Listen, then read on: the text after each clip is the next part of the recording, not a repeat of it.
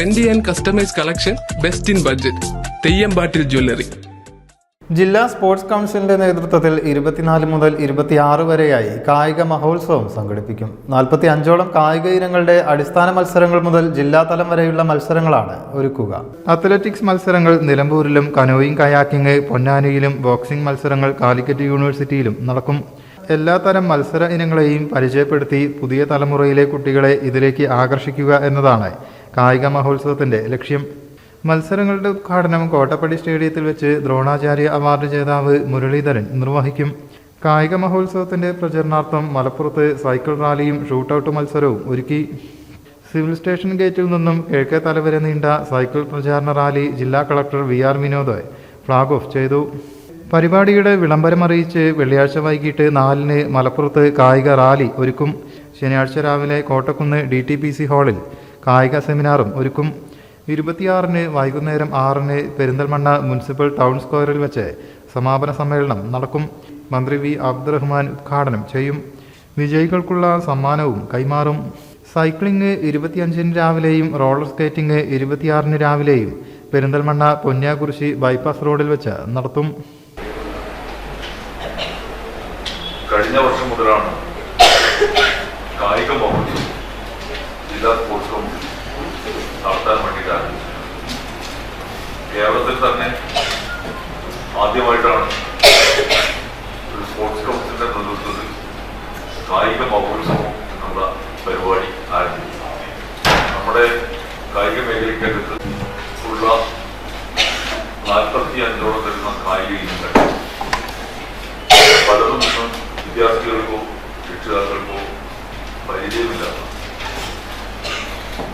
ഏതാനും കായിക ഇനങ്ങൾ മാത്രമാണ് നമ്മുടെ വിദ്യാർത്ഥികളുടെ ഇടയിൽ, അതുപോലെ തന്നെ രക്ഷിതാക്കളുടെ ഇടയിലൊക്കെ പരിചിതമായി. ഫുട്ബോൾ, വോളിബോൾ തുടങ്ങിയുള്ള ഏതാനും കാര്യങ്ങൾ ബഹുഭൂരിപക്ഷം നമുക്ക് നേരിട്ട് പരിചയമില്ലാത്ത കുറെ കായിക ഇനങ്ങൾ. അതിലെല്ലാം തന്നെ പ്രവർത്തിച്ചുകൊണ്ടിരിക്കുന്ന കായിക അസോസിയേഷനുകൾ ഈ കായിക ഇനങ്ങളെ രക്ഷിതാക്കളിലേക്ക്, വിദ്യാർത്ഥികളിലേക്ക് കൊണ്ടുവന്നു കൂടുതൽ പരിചയപ്പെടും.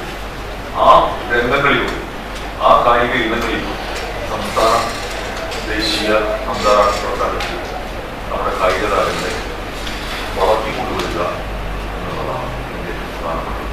നിലവിലുള്ള ഏതാനും പരിചിതമായ കായിക ഇനങ്ങളിലൂടെ മാത്രമായി കഴിഞ്ഞാൽ പരിമിതമായ കായിക താരങ്ങൾ മാത്രമേ നമുക്ക് ദേശീയ തലത്തിലും അന്താരാഷ്ട്ര തലത്തിലും സംസ്ഥാന തലത്തിലും ജില്ലാ തലത്തിലും കൊണ്ടുവരാൻ കഴിയും.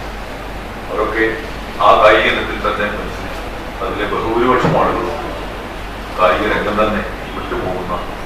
അപ്പോൾ അതിന് പകരം വ്യത്യസ്ത കായിക ഇനങ്ങളിലേക്ക് അവരുടെ അഭിരുചിക്ക്, ടാലന്റ് അവരെ ആ രംഗത്തേക്ക് കൊണ്ടുവന്ന, അത് പരിചയപ്പെടും, അതിലേക്ക് കൊണ്ടുവന്ന അതിലൂടെ അവർക്ക് ഭാവി കായിക ആ ലക്ഷ്യം വെച്ചുകൊണ്ടാണ് പൊതുസമൂഹത്തിന്റെ മുന്നിൽ ഈ കായിക ഇനങ്ങളെ പരിചയപ്പെടുത്തുക എന്നത്.